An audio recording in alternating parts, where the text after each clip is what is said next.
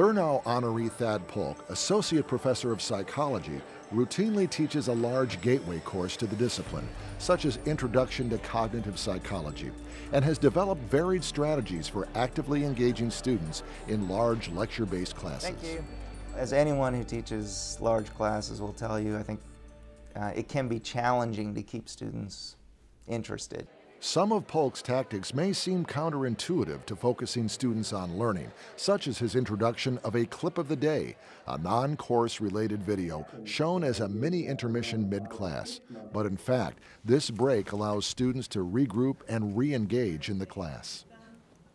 What I found was that after the clip, the energy in the room was much higher. Students were they were ready again to sort of get back to work, and so it actually significantly improved the lecture, I think. And to illustrate, let's do a little demo. Lydia, you ready? This is my 8-year-old daughter, Lydia. Polk also uses related videos and in-class demonstrations to explain psychological principles, such as one class where he brought his daughter to demonstrate an aspect of language acquisition. Here's what we're going to do. I'm going to read you a first sentence about tomorrow, and I want you to change it into a sentence about yesterday. I think that makes it much more concrete and brings it to life for students in a way that, hearing it from a lecture or reading in a textbook wouldn't.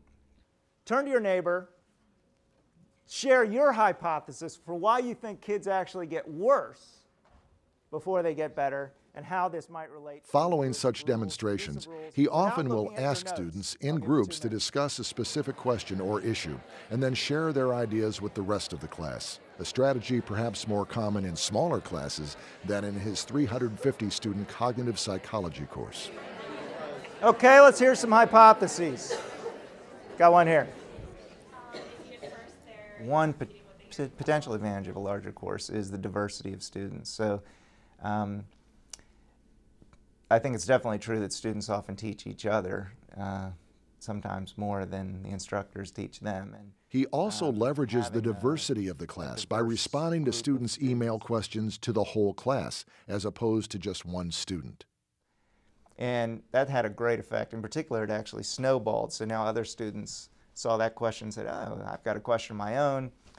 And for better or worse, it turned into the day before an exam, I do nothing but email essentially and answer question after question after question. But it definitely engages the students in learning at a time when they're particularly motivated to learn right before the exams.